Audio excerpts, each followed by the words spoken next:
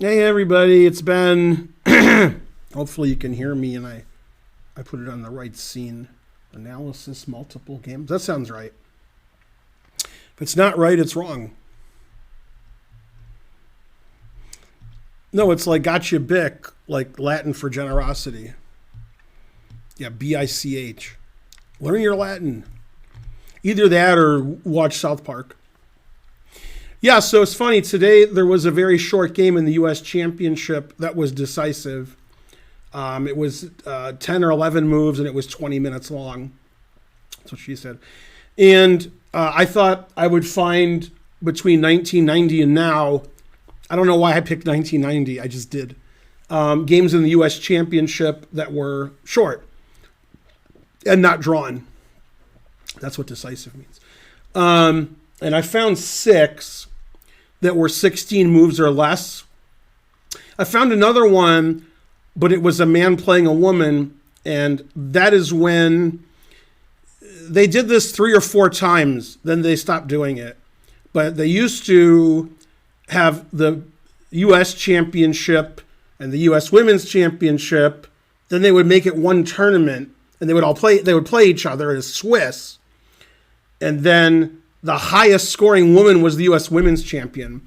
That's a very dumb way to decide who the U.S. Women's Champion is. A Swiss is designed to give you a winner. It's not designed to take people in the middle and tell you who finished the best. That's not what it's for. So what would invariably happen was a woman would be doing badly and have like 1 out of 6. And then she would play 3 very low-rated women the last 3 rounds and win them all and get 4 out of 9. And another woman would have 3.5 out of 6, getting a GM norm, and then lose her last 3 games against 3 GMs and get less points, which is dumb. Because one person lost rating points, the other person gained rating points and had a much better tournament. But the Swiss system isn't designed to tell you that somebody with 4.5 out of 9 did better than somebody with 4 out of 9. That's not what the point of the Swiss system is. So they did that for several years. They did that off and on. And one of the funny things that happened was Jen Shahade, who got IM norms in 2 consecutive U.S. championships, that's when they mixed the tournaments, she had 4 out of 7, and she was paired up all 7 rounds. Then in round 8, she had 4.5 out of 7. I apologize. Yeah, she had 4.5 out of 7, and she was paired up every round. Then in round 8, she lost to somebody really good. Then in round 9, she played me, and I won.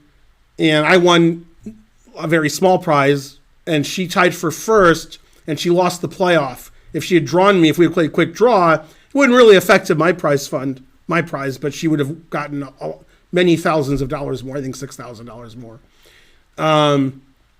But that's not a good system to take the 2 tournaments and mix them and say the highest scoring woman's the women's champion. But they did that several times. So there was a game where one of the U.S. championship players beat one of the U.S. women's players in 14 moves or 13 moves, but I didn't put that in because the person who was female wouldn't play in the U.S. championship. I'm not including those games from the U.S. women's championship. Then we'd have more games. And the U.S. we could do the U.S. junior championship also. I remember Jeffrey Shong in the U.S. junior, he either won or lost in like 13 moves against somebody who was higher rated than him. I think he beat somebody higher rated when he really, yeah. So we could do that too. But since this happened today in the U.S. Championship, we'll start with that. Okay. So there was a game today between Dominguez and Moradiabadi. And right before the game, Elshon was very distracted because I left him a phone message. And I said, I ain't got Moradiabadi. Nobody cares for me. No Moradiabadi. And he was like, what? And then he lost his game. Terrible.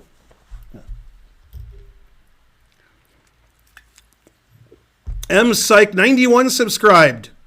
Hooray, now you're subscribed.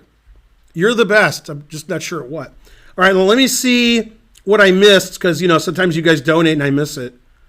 And then I feel bad. And I should feel bad.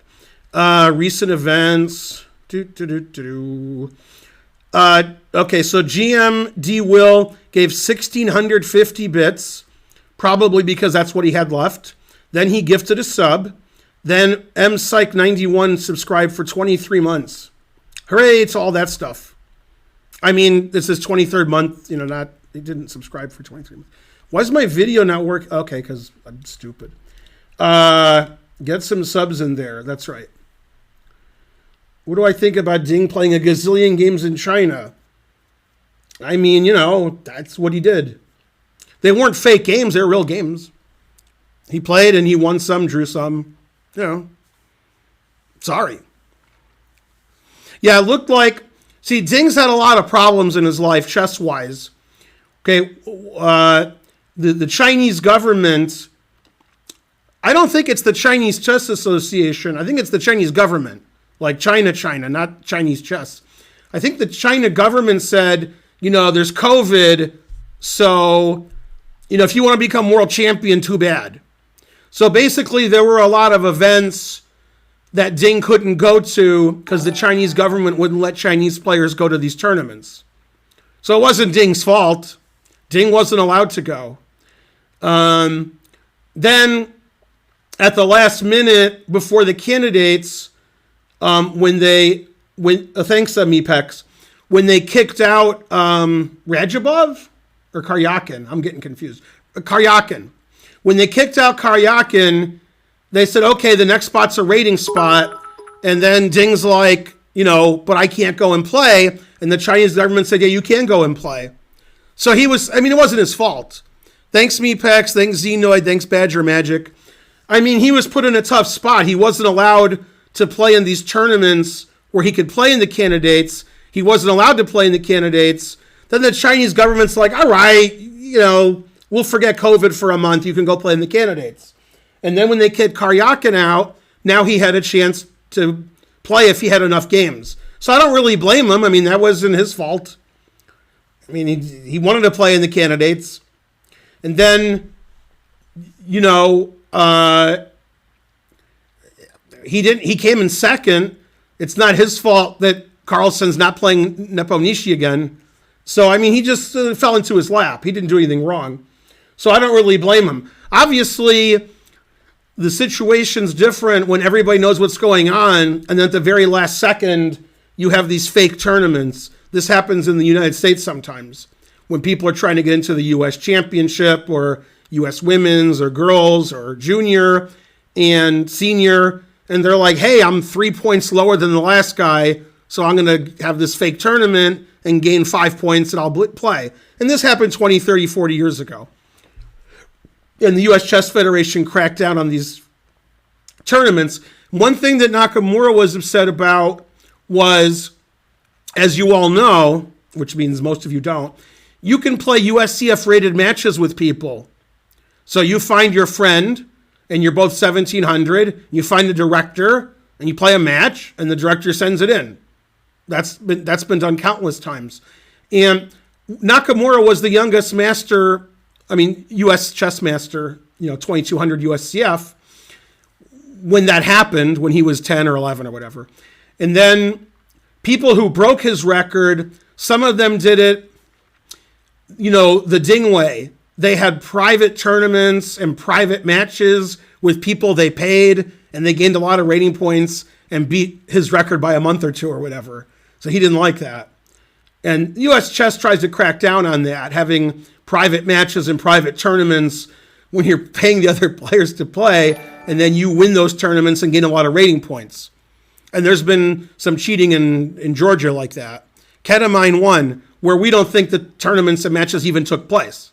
They just paid a guy $100, and he's like, and he's some guy on his floor, and they're like, I lost 10-0. And then the other guy becomes a master or something. That's common. But what Ding did isn't like that. Ding wasn't allowed to play outside of China by China.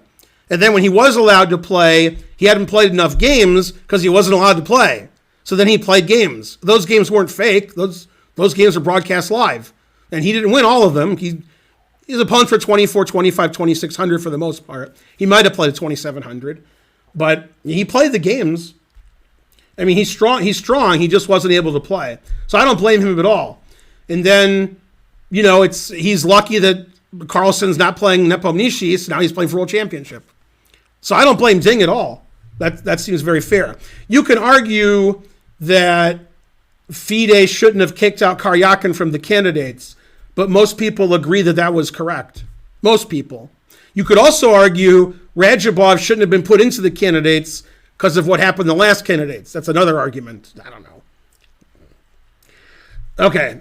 Also, you could argue that Nakamura shouldn't have been the wild card. Was Nakamura the wild card? Or did he qualify from some tournaments? I think he qualified. People were confused about Nakamura because he never played chess, and then all of a sudden he played in tournaments and played in the candidates. So there was some confusion there too, but I forgot what it was because that was the least amount of confusion. You guys know because you guys follow Nakamura. He won the Grand Prix, right? But I think in the Grand Prix he was the wild card, right? Like he qualified, he was a wild card to a qualifying tournament to play. Like, you know what I mean?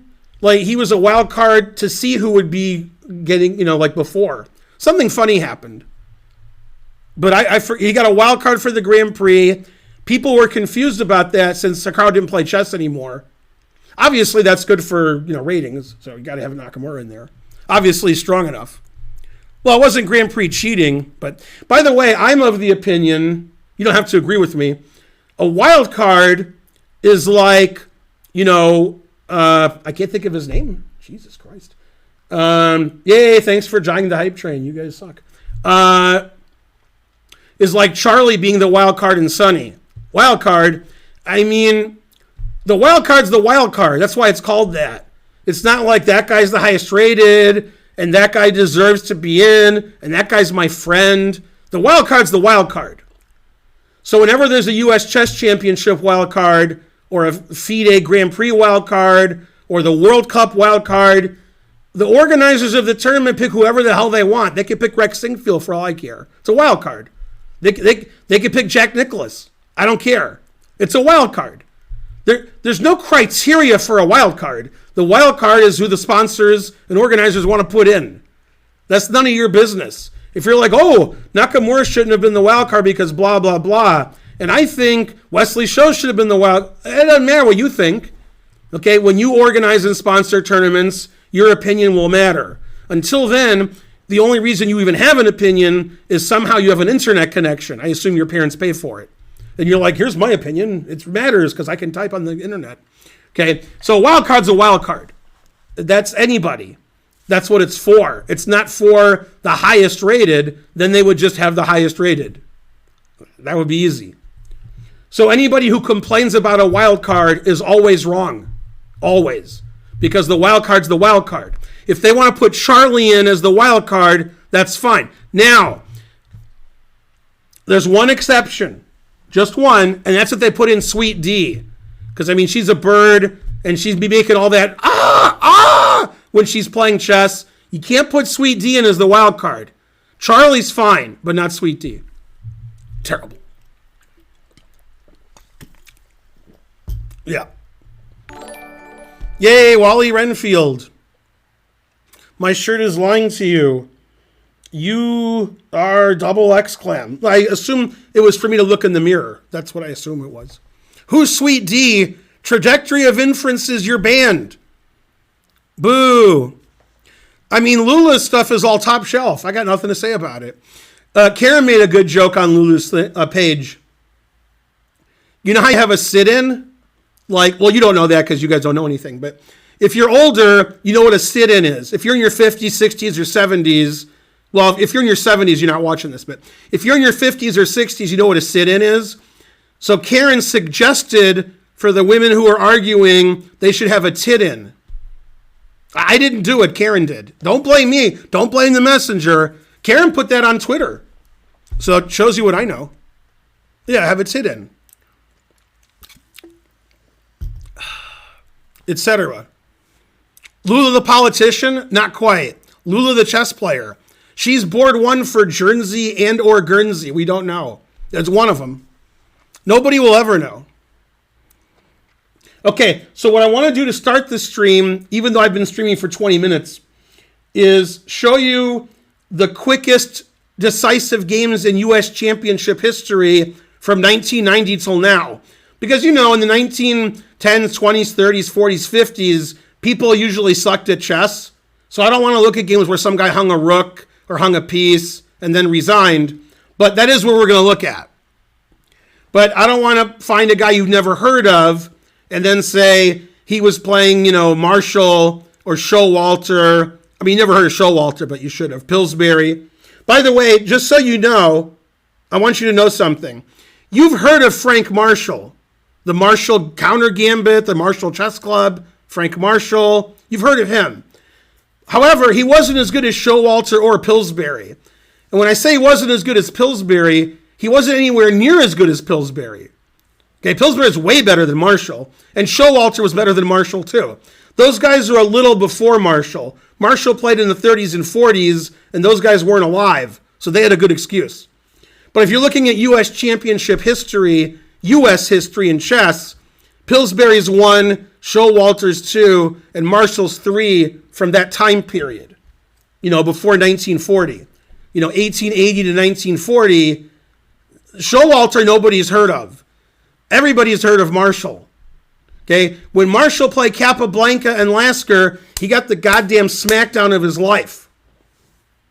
Okay, he lost Lasker World Championship match like 8-0. Right, he wasn't that good.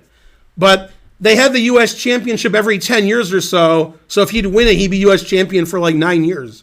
And then when Showalter and Pillsbury died, Marshall went good, and then he was winning U.S. championships. But yeah, look up Showalter. You never heard of him? I've lectured on him, but he's clearly better than Marshall. Pillsbury's way better than Marshall. God damn. Pillsbury died before he was born. I don't know how he did it. That was the time. He died in his 20s, I believe. And I could be wrong. Then he died in his 30s. But he definitely died really young. And, Showalter didn't die young, but Marshall played forever, and he got invited to all the tournaments. I guess, he had backers. I don't know. Probably he was like Robbie J. Lou, I guess. Okay, Pillsbury had good cookies too. That's correct. Okay. All right. So this game was played today. Also, I want to give a shout out and give an RIP. A fellow grandmaster died today. You've never heard of him. Konstantin Landa, Landa. He was 2675 at his peak, FIDE, and he was 2628 when he died. I don't think he played anymore. He was more of a coach. And he's 50 years old, exactly 50, and he died today, but I don't know what he died of. I just know that he died. Konstantin Landa, Landa. If you're over 2,400, you've heard of him, but you're not over 2,400, so you haven't heard of him. So, sorry. Yeah. Anyway, Konstantin Landa died today, so there's less grandmasters in the world. Boo, boo. We need more grandmasters. Okay, this game was played today. Speaking of grandmasters, it was a Petrov. And Trying to Learn said if Morad Diabati wanted to lose in 10 moves, he should have played the Stafford Gambit. If you want to lose quickly, that's a good way to do it. But he played the normal variation. Okay, and this is 100 million Grandmaster games. And supposedly, Morad Diabati made 2 mistakes. One was he made a chess mistake, which hasn't happened yet. The other one is he doesn't play the Petrov, I was told, and he decided to play it against Dominguez, and Fabiano Caruana said Dominguez is probably the best prepared Petrov player in the world for both sides. So he chose the wrong opening, and he didn't know the opening very well because Elshan's never played it before. So sometimes when you're trying to get your opponent out of prep, you get yourself out of prep, and your opponent knows, the super GMs, 2750 plus, they know everything. So if you get them out of let's say Morad Diabati usually plays some other opening, and Dominguez was preparing for that, and then Morad Diabati is like, Petrov, gotcha, bitch. Well, it doesn't matter. Dominguez is like, whatever, I prepare myself. And then he just plays in his preparation. So you're not going to trick Dominguez. So the best thing to do when you play 2750s, well, the best thing for you to do is, I don't know, get some beads. But the best thing to do is to play what you know. And he was like, I got Dominguez out of his prep. Okay, you ain't getting Dominguez out of his prep. Maybe he didn't prepare for it that day, but c'est pas différence. Okay, so he played bishop e7. I've had black in this position. When I played the Petrov before you guys were born, I played bishop d6. Now I want to apologize because a lot of times I diss the chat and say mean things to you. I'm not apologizing for that. I'm just pointing that out. Right? I wasn't apologizing for that. Thanks, Eric0001, for subscribing. I want to apologize because I'm doing something instructive today. Right? I'm not like playing people rated 1100 and sacking my queen, and then I'm dead lost and I win on time with 1 second. We're not doing that today. Today's instruction, then I'm going to be the road to 2800 if we have time, and then Karen and I are going to do puzzles. You guys liked the instruction yesterday. Terrible.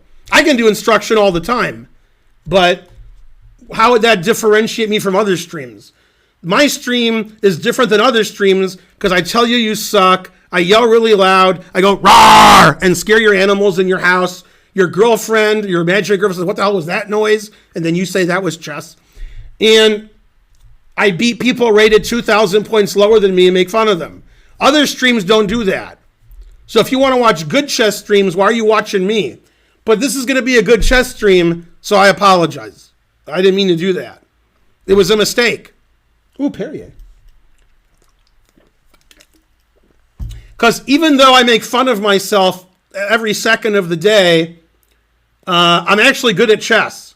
And that's why I can give my queen away and win every game. That's why I can win 80 games in a row. That's why on my road to 2,800 over the last 3 weeks, I haven't lost any games. Okay? And the last game that I lost in the last 3 weeks was to a guy who was cheating. And that was unrated. So who cares? So I actually can play chess and understand chess, but I don't want you to know that. So forget this stream as soon as it's done. Quiet Guru subscribed. Hooray. Okay, so bishop e7. I used to play bishop d6, but very few people are playing that nowadays. I was actually a big theoretician. Between 1988 and 1992, I have some Petrov games that are important with novelties in the 20s. But I don't do that anymore. Now I drink Perrier and tell you guys you suck. That's how my life is now. Okay, so bishop e7's main line. Castles. Bishop f5 is a recent move, and it's not the most common move. Normally they play knight c6 or they castle. And they just started playing bishop f5, so I'm guessing Mora Diabate recently learned it, except for one thing. He didn't learn it. Okay, c4, and c4 is not the most common move, but when you play c4, you have to take it. And that actually makes sense from a chess point of view, not from a memorization point of view. When your opponent plays c4 and you have a pawn on d5 and you're considering taking, you would prefer your opponents already move their bishop, so they move their bishop again. If their bishop's on f1 and they get to take it in one move, they didn't lose the tempo. So taking on c4 actually makes a lot of sense because the bishop already went to d3. And it seems like even though Mora Diabate prepared the Petrov specifically for this opponent, since he played it, that he was out of his prep now. And the super GMs have really deep prep.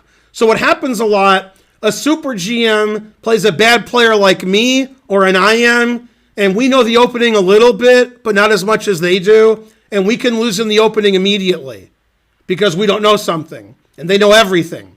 And they spend all day studying chess, and you spend all day criticizing them behind your chess engine. You're like, oh, Wesley So played a bad move. I would have seen that. See, my chess engine said so. And you guys criticize all day, and those guys study chess all day. So when a super GM plays a non-super GM, occasionally the non-super GM looks pretty bad, occasionally. And you don't see this a lot when both players are over 2,700. Unfortunately for Elshan, he's the lowest rated player in the tournament. Right? Elshan's like more my level than the top 5 players in the tournament here. He's better than me, but he's closer to me than he is to Dominguez. Okay, and that's saying something because I'm not too good. But like at my peak, when I was good, I was better than Elshan is now. So that's, Truth hurts. Okay. Me and Elshan are like, that son. And Elshan's having a bad tournament. What happens is Elshan's mildly confused because when you play in open tournaments, which is usually what Elshan does, and you're having a bad tournament, then you play Rufus and Doofus. So Elshan beats a 2100 in the first round, loses to a 2300 in the second round because he's having a bad tournament. Then he plays Rufus, then he plays Doofus, then he plays Rufus again, and he has 4 out of 5. Okay, so he's still having a bad tournament, but he still has 4 out of 5. In this tournament, if you're having a bad tournament and you're in 11th, 12th, 13th place, like Wesley So and Levon Aronian and Elshan, you don't get easier opponents. You get harder opponents. Okay, black against Dominguez, you don't want to have black against Dominguez. Also, you don't want to have white against Dominguez. Okay, Dominguez is good.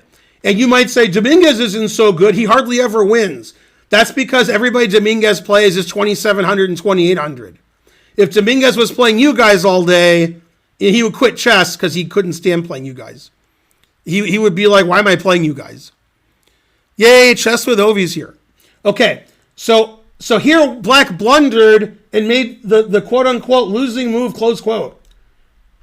Okay, he played castles, which is a known blunder, except he didn't know it. Okay, and the reason it's a blunder is really weird. Okay, white plays CD. Okay, he's a CD character. And black can't take on D5. It looks like you can take on D5. Queens can go up and down. So, you could play queen takes D5. But it loses immediately. The game's over. And so what he has to do is just be down a pawn, and it's a center pawn. He has to play random legal move like rook e8 or knight d6. And his position just sucks. And when he castled, which according to... Who told me what happened here? Was it Matt Larson? Was it Trying to Learn? Who told me? I think it was Yasser, or maybe it was Christian. But he thought 7 minutes before he castled, and castles is a blunder, so he's out of his prep pretty early. Okay, and he played queen takes d5, and this looks like a normal boring position in the Petrov, but white's completely winning here because of a skewer. Okay, white plays bishop takes e4, and black resigned. Now, obviously, you guys wouldn't resign, and I wouldn't resign, although if I was playing in the U.S. Championship, I might resign. Also, it's very embarrassing. Okay, and the reason this is resignable, since you guys probably don't know, is if queen takes, rook e1 is a skewer, that you sort of understand. You're losing your bishop for nothing. Right? You understand that? Okay. And so you have to take with the bishop, and then I play knight c3, and you have two choices. You can move your queen, or you can play bishop f3. If you move your queen, it doesn't matter where you move your queen. Let's move it here. It doesn't matter. I'm going to take the bishop and play the same skewer, the same deviled egg. Okay? It's the same one. So if you move your queen anywhere, I take the bishop, I play rook e1. So you have to take on f3, and then take my queen. Unfortunately, I'm taking with check. And then you're down a piece, and my knight has 2 escape squares. So you can't play c6 and g6 at the same time. And if you could, you'd still be losing, because my bishop can defend my knight, my rook can defend my knight. I'm still winning, but my knight's going to escape. So instead of being a piece down for nothing against Dominguez, he had to resign after bishop takes e4. There's no way to avoid losing a whole piece. He didn't see it, so the truth hurts. And normally, those moves aren't winning moves. Bishop takes e4 is a move a grandmaster would say strategically is stupid. Why are you so stupid in everything? You're giving up the 2 bishops for nothing, but because of the way the pieces are placed, the bishop on e7, rook e1's winning a piece, that's too bad. Very similar to when Anand lost to Zapata. If you remember that in 1988 in July, in Beale, you guys remember what I'm talking about? Some of you do. All right. So yeah, he won't make that mistake again. Larson's getting a PhD at Stanford. He's probably about halfway through, I'd guess. So maybe in 2 or 3 years. Yeah. Okay. Now, I wanted, because of this game, and Yasser pointed out the Shirazi game, which obviously I know, there was a game that nobody mentioned, which is the following game between Strapunski and Onishuk. And I remember this game. I was playing in this tournament, and I was shook. In fact, Ona shook me all night long. Don't tell Karen. Well, it was 2012, so don't tell somebody else. Okay. And he was playing Strapunski. Strapunski, for quite a while, even though you haven't heard of him, he had a USCF rating over 2,700. So Strapunski's pretty good. And they played sort of a normal game. Okay, Carol Khan, 2 nights. What else? Okay, theory, boring. Okay, still theory, still boring. I've never been so bored. Okay, and then in this position, Onishuk played H5. God damn. Okay, which is an unusual move. Strapunski played H4, and Onishuk said, "You will know my name is the Lord when I play G5." Now, Onishuk is a boring positional player. So him playing H5 and G5 is semi-insulting. If I was white, I would think, this isn't how Onishuk plays. He's just playing this way because I suck. So he's making sure the game isn't a draw. So if I was white, I would be insulted here. I'm not saying H5 and G5 are bad moves. Those aren't moves that Onishuk plays. He don't play like that. That's not what he does. Okay? Now, the engine doesn't like those moves, which, is understandable because they're crazy. Okay, so he took on G5, which is not the engine move. Queen G5. Now, Strapunski played one of the worst moves played in the U.S. Championship in many years. And I would argue it's worse than what Mora Diabate did today. And it was on move 11, and Mora Diabate's blunder was on move 9. So Mora Diabate's blunder gets more traction. Okay? He played the worst move a grandmaster's ever played here. And Onishuk said when my opponent played it, I thought I blundered because the move is so stupid. But before Onishuk could respond, Strapunski resigned. Strapunski made a move in this position and then resigned.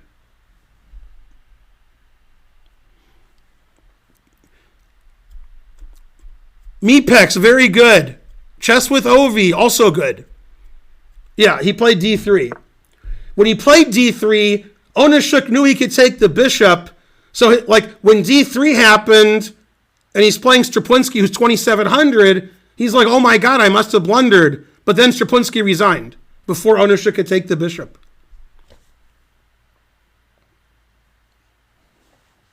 That's what 2,700 gets you nowadays, D3. God damn.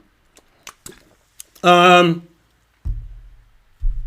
it doesn't lose the rook because you play queen d1, knight d2, and your queen defends your rook. Losing the bishop is plenty. So d3 resigns. That happened 2012 in the U.S. Championship. That game. Yeah, go Spencer.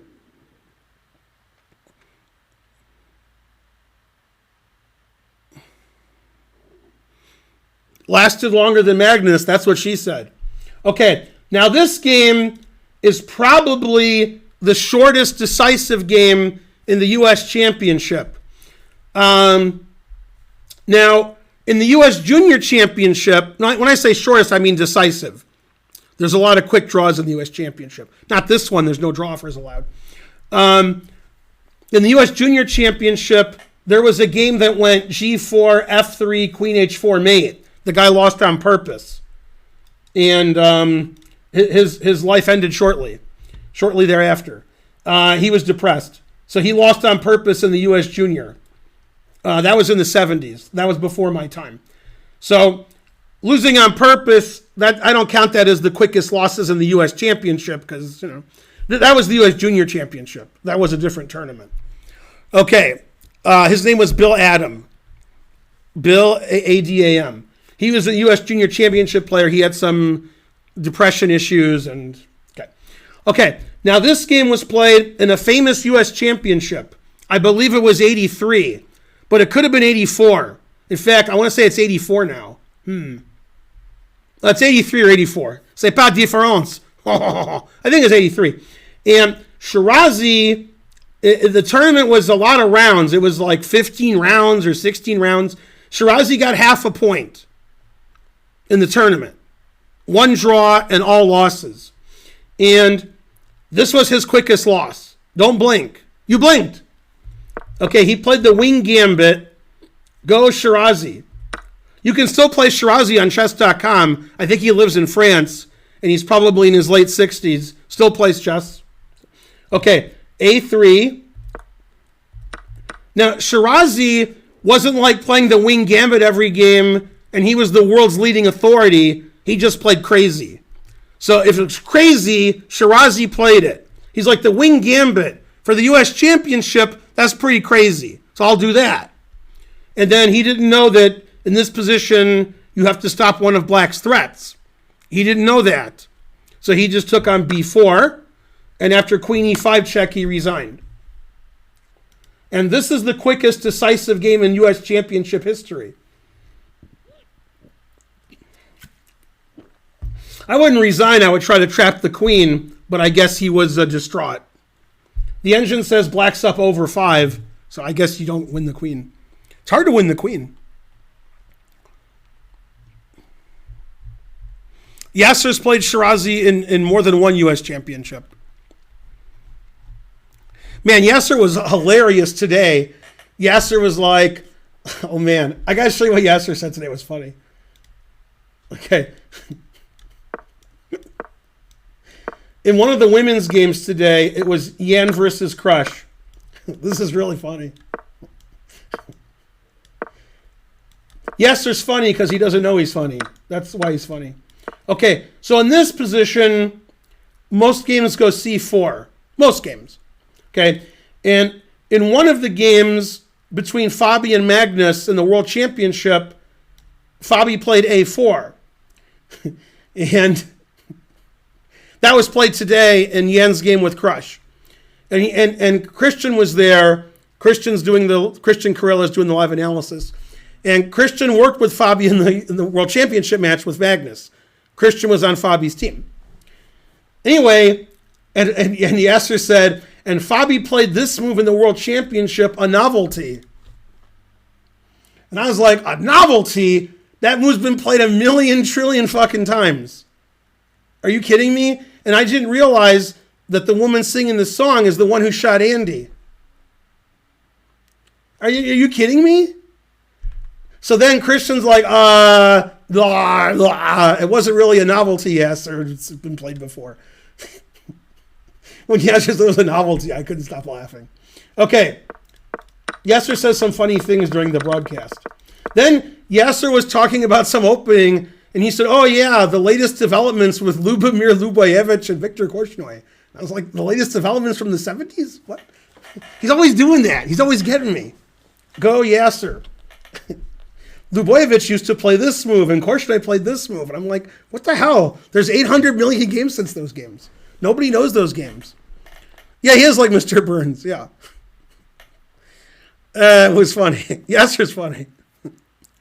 Whenever Yasser tries to talk about a chess position in the opening, it's like Lajos Portish played this move, and Luboyevich played this move, and Hubner played this move, and my great-grandfather played this move, and Morphy's grandfather played this move, and Herodotus Van Winkle played this move, and Jesus Christ played this move. And I'm like, what the hell? He's like, Homer played this move. I'm like, what are you talking about, dude? God damn. Okay. Finegold played this move. Yeah. Everyone likes Yasser. That's right. Okay. So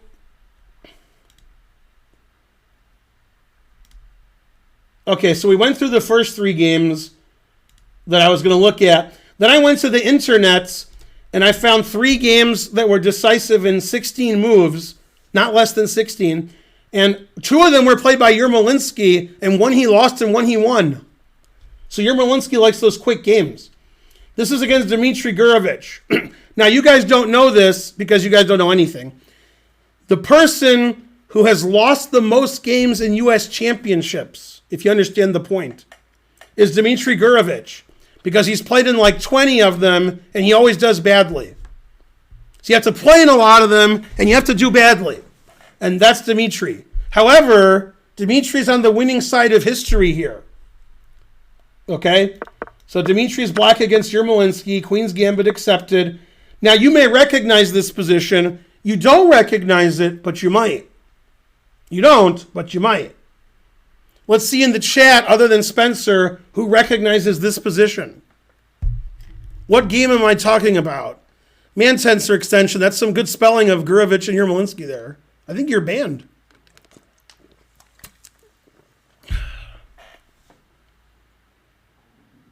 It's Rufus versus Doofus, but not 1998.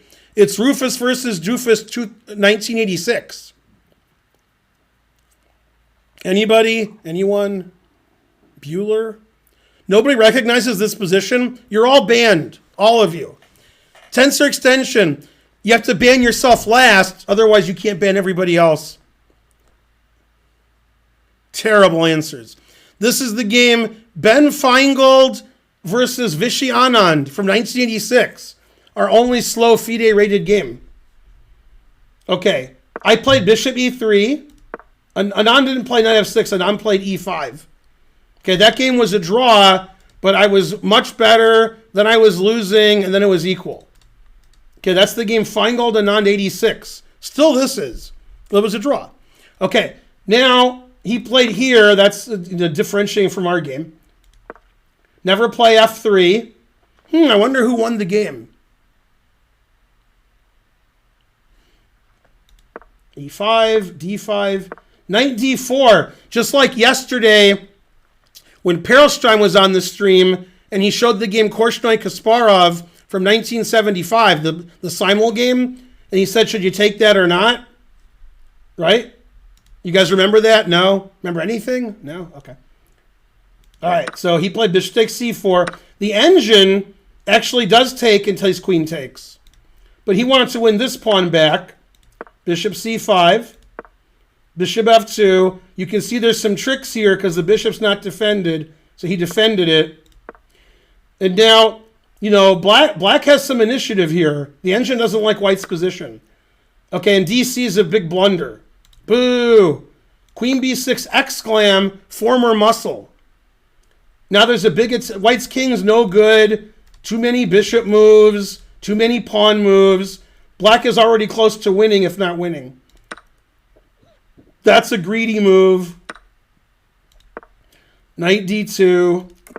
Castles. Castles isn't the most aggressive, but look at the compensation. Black's only down one pawn. And black has everything.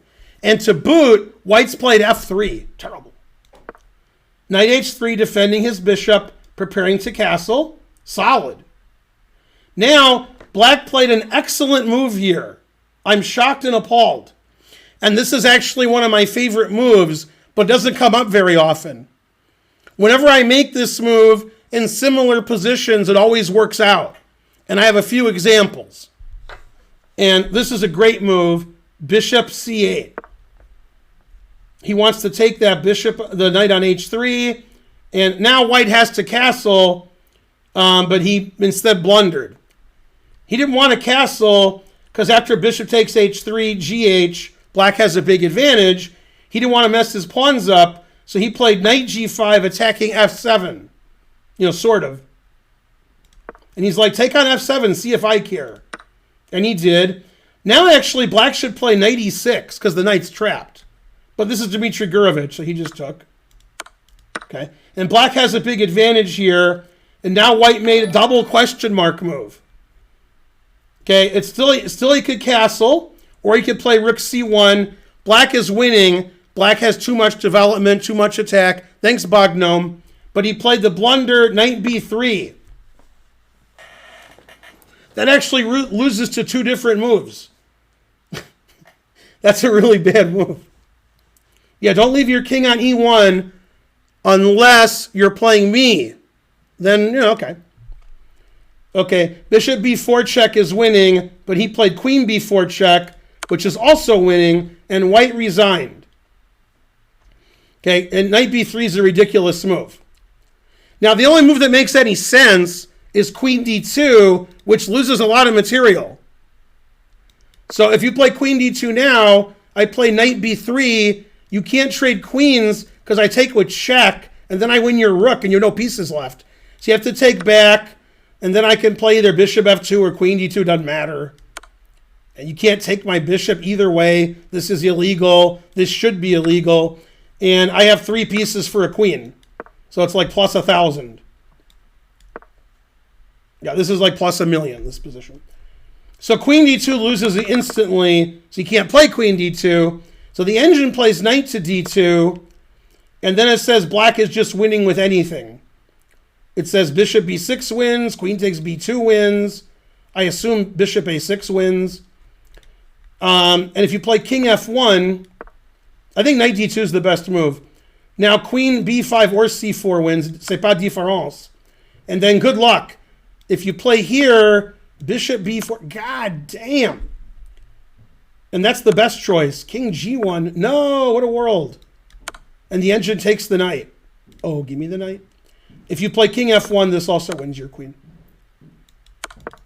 Now, I know Yermolinsky, he's emotional. So after queen b4 check, he was just like, fuck this, and he resigned. He's like, I'm not playing knight back to d2. He's already losing material-wise. His king hasn't castled. This knight is great. Bishop a6 is coming. This pawn is hanging. This is pinned. And he's like, all right, I play like an idiot today. I give up. The important thing is to give up. Always give up. So he resigned. Now, you might think that was a terrible game from Yermolinsky, and you're correct. Now we're going to look at the reverse. Yermolinsky's white against Alexander Kallichstein. Alexander Kallichstein is an IM that you haven't heard of. I think I played him once, and we drew. Possible I played him twice and we drew. But I think just once. Okay, and Yermolinsky's white. And they get this note boom variation in the semi-Slav. Now, what's funny about this game is they played 13 moves of theory, and Kallichstein played a novelty on move 13, and then resigned 3 moves later. God damn. Okay, this is all theory. Knight e7 is one of the moves. Knight d5, if you take the knight, then queen takes check. So white's down a pawn, but has really good compensation. Knight d2 is a good move, attacking the queen. Queen goes to d4. If you play queen takes g2, I could play bishop f3 attacking the queen, and then I take your knight. So you can't do that. So you play queen d4, bishop steps back, knight f4, also known as knife f4, castles, e5, rook e1. Okay, and this has all been played before.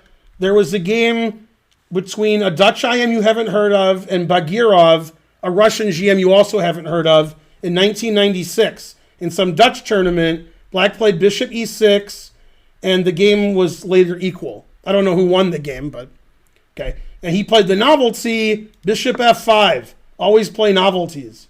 Not a good move. Okay, bishop e6 is better. Queen b3 was played, attacking b7. Queen b6, also not a good move. Queen g3, attacking g7. And now black made a very big blunder. However, if both sides play perfectly, black is still losing. Not resignable, but black should play knight e6 here, defending the pawn on g7. Queen takes e5. Material's equal, but obviously black's position's absurd. He can't castle. White has the 2 bishops. You know, the rook's on e1. What the hell? Okay, so crushing position for white, and he blundered with knight to d7.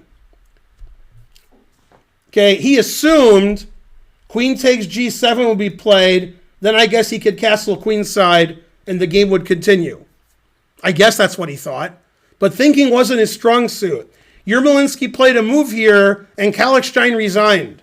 Always resign. Remember that when you're playing me. What move did white play ending the game?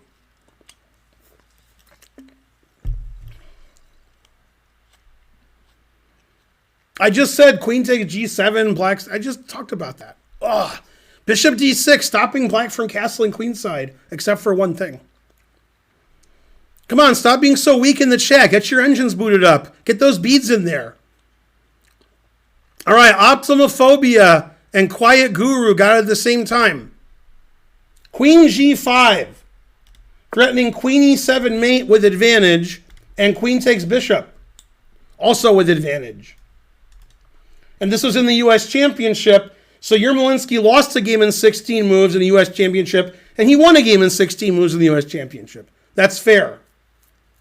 The funny thing about this game is the first new move was move 13, bishop f5, then he could only last 3 moves after that. Couldn't last a long time, that's what she said. Probably needed some beads and some plugs. What about queen g7? That's all I talked about. Then I said black castles. Queen g5 threatens mate and the bishop. You're damned if you do and you're damned if you don't. It's a conundrum. Okay, last game is against Ildar Abragamov, a grandmaster you've never heard of, and Blas Lugo, an IM you've never heard of. And this was in a U.S. Championship, I think, in Seattle. Okay, and this game got crazy right away. Okay, now, black played a move I would never, ever, ever, never, ever, never, ever consider. I'm not saying it's a bad move. I just said I wouldn't consider it. Let's see what the engine says. The engine says it's the second best move. The engine says black's position sucks. I mean, queen a5 is a really dumb move. And I know something about dumb moves. Right? That's not a good move, queen a5. Okay, he played bishop c5. Yeah, I'm not playing bishop c5. Terrible. Blas Lugo is a cool name. That's correct. But so is Ildar Abragamov. Okay, white played bishop e2.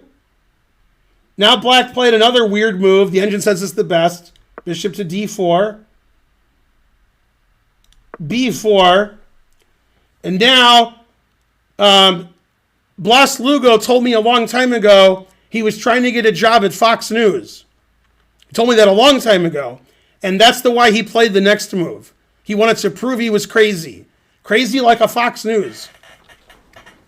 What's the craziest move black can play here? I would play this move in like a blitz game as a joke. In the U.S. Championship, this move's a joke. And he played it in the U.S. Championship. It's a joke. Unbelievable. He got that job too.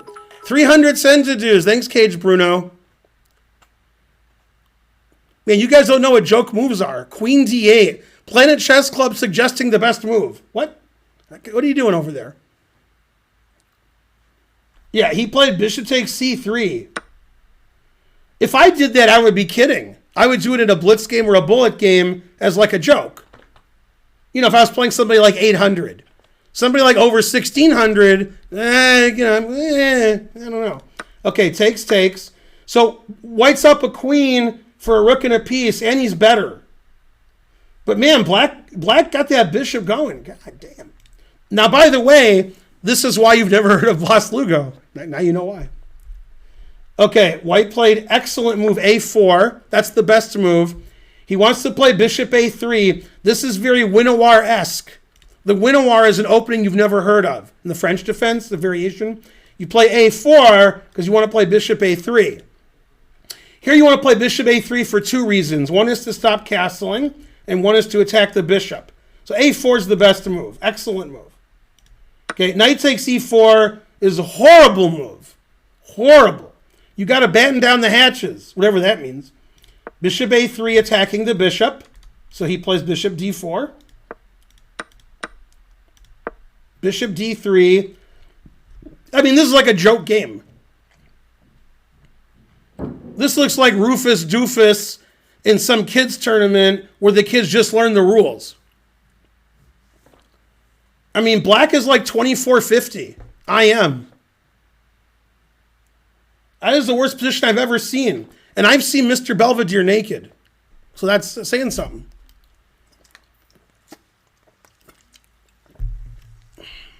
This was not the U.S. Open. It could be the U.S. Open. It was the U.S. Championship. The U.S. Open, I say this every stream. The U.S. Open is an open tournament you can play in. They have it every year. Anybody can play in it. You go play and lose all your games. There's hundreds of players, and most of them are Rufus and Doofus. They interchange their names. The U.S. Championship is the top players in the country. Top 10, top 15, etc. Calling the U.S. Championship the U.S. Open is like calling the Tour de France, my cell phone. Worst analogy ever. Hasn't Hans' quality of play gone down since they put a delay on the games and banned spectators? I hope so. That's from my good friend Matt Larson. Okay, so D5 defending the knight. Oh, give me the knight. CD, he was the CD character. CD. Queen B3 threatening D5. Notice we can't castle.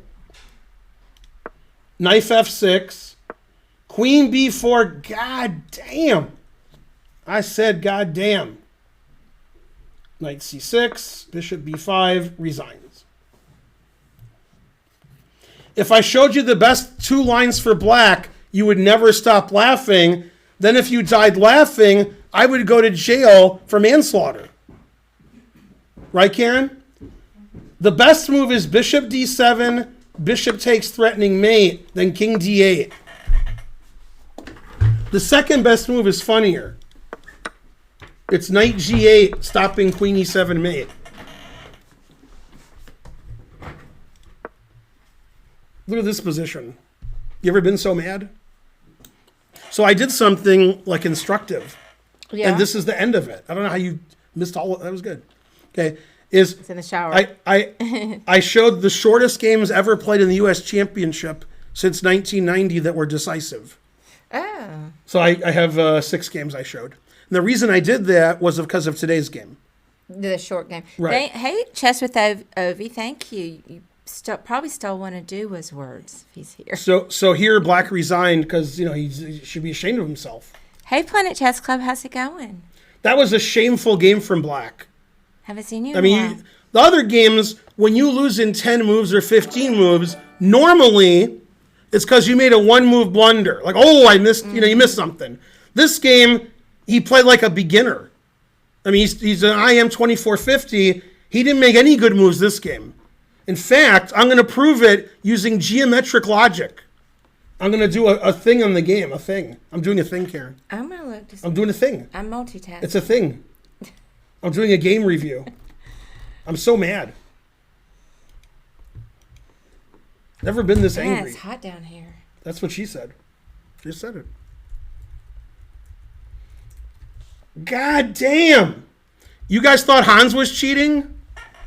This game was played 20 years ago, and look how tell him how White played. 99.8. 99.8. God damn. Black played 70.6. 70. 70.6. It was a 16-move game. Thanks, Mamba Forever, for 44 subs. Confusing Karen. No, I'm not confused. Usually you'd be more ecstatic about that. Well, I'm ecstatic. I was trying to understand what they said. They were new to the stream and you're out of your league. But I just got here, so maybe. Who's out of my league? Me?